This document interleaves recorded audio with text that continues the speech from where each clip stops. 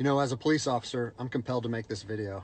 I've been in law enforcement for 10 years, and I'm speaking to my peers, other fellow officers, people in any kind of law enforcement position. I've seen officers nationwide enforcing tyrannical orders against the people, and I'm hoping it's the minority of officers, but I'm not sure anymore, because every time I turn on the television, every time I look to the internet, I'm seeing people arrested or cited for going to church, for traveling on the roadways, for going surfing, opening their businesses, going to the park with their families, or doing nails out of their own house, using their own house as a place of business, and having undercover agents go there and arrest them and charge them with what? With a crime?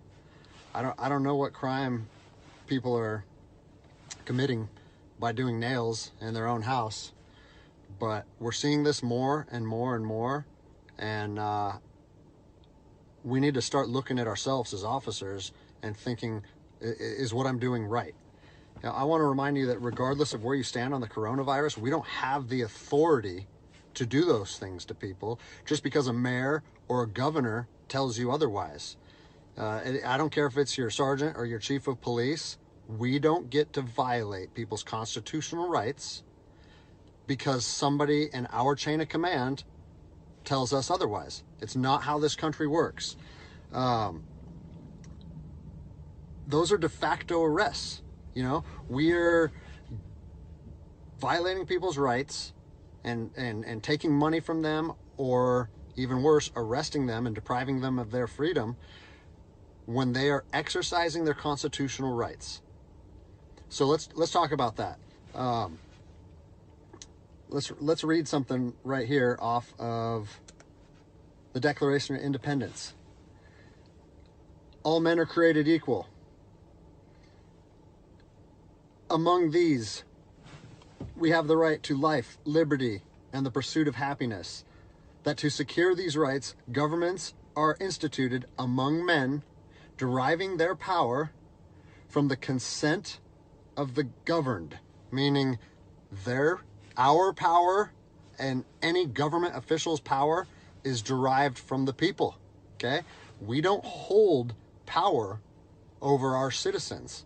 It's contradictory to everything that our country stands for. And this is what I'm seeing. First Amendment rights, telling people they can't go to church, freedom of religion. Okay? Telling people they can't protest, freedom of assembly. Fourth Amendment violations, illegal traffic stops to check for papers. What are you, the Gestapo? Is this 1930s Nazi Germany? You don't get to stop people unless you have reasonable suspicion or probable cause that they have committed a crime. And I know people that have personally been stopped saying, we want to see papers showing that you're essential. David 2, copy a phone call. That is not how our job works, okay? What really has been pissing me off lately is the fact that these officers that are going out here and enforcing these tyrannical orders, what they're doing is they're making my job and my safety, or they're putting my job and my safety at risk. Because what you're doing is you're widening the gap between public trust and law enforcement officers. And what that's going to do is it's going to, I mean, look at what's happened to law enforcement in the last 10 years.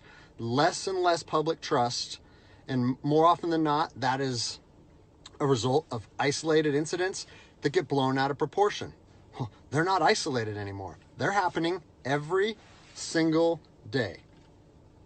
And the thing that I want you guys to realize is that our power that we hold as law enforcement officers is nothing more than a facade. It's a badge and a gun. And people, you don't realize, if you haven't lived in anarchy, if you haven't seen combat, things can be stripped from people in a heartbeat. And that's what I'm afraid of. I'm afraid that these actions are going to wake a sleeping giant, i.e. the American people, okay? They are going to be put in a position where they won't have their rights trampled anymore. And us as law enforcement officers, we'll have our ability to enforce the law stripped from us in about 10 minutes. Okay? I think what is going to happen if this continues is we're going to see bloodshed in the streets. Okay? I don't want to see bloodshed in the streets on either side of this coin.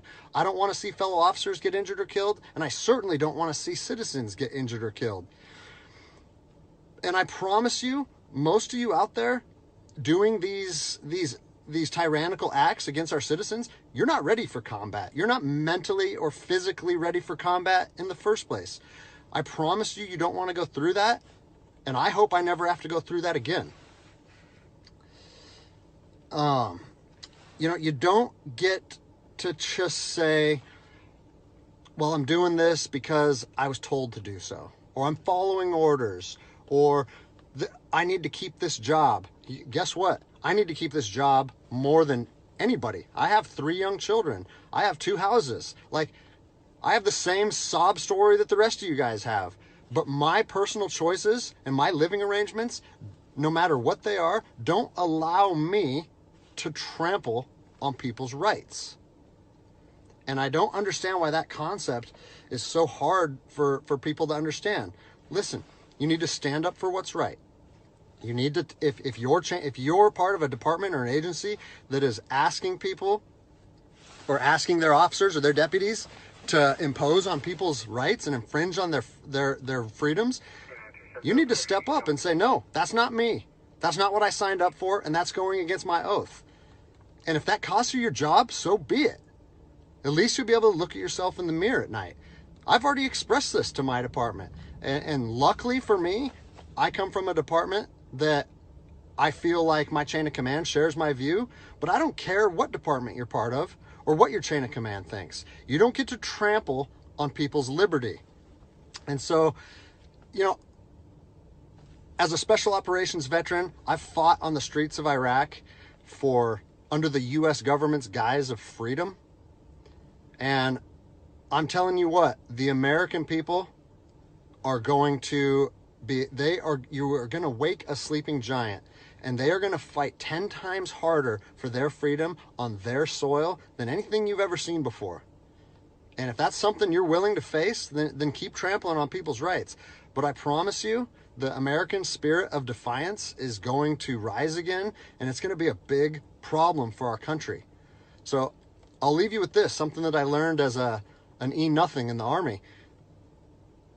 No matter what situation you're put in, if you look inside yourself and ask yourself one question, am I doing the right thing? You ask yourself that, you know the answer. And no amount of money or no order or law or anything should be able to make you go against doing the right thing.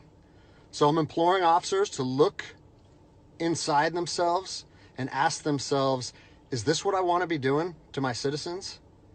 And I think the answer is clear. And if we all stand up together, guess what? It'll be a non-issue, no factor, because people and law enforcement will be united like we should be.